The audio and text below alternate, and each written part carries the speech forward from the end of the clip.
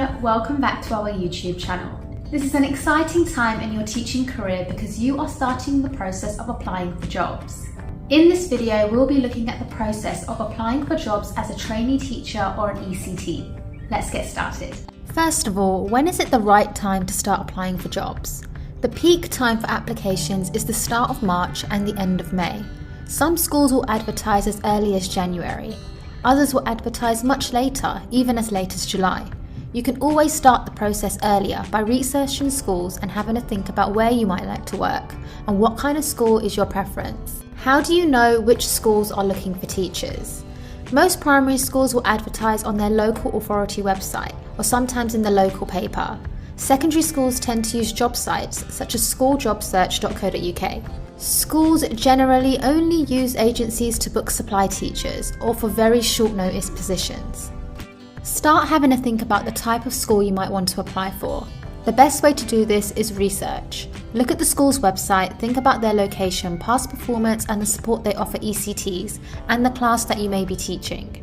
You want to start your teaching career off at the best possible note. Is this the year group you want to teach? The subject? Do you feel you would be happy in the school? Most schools may have their own application form that they would like you to complete. A few may ask for a CV and cover letter or a personal statement.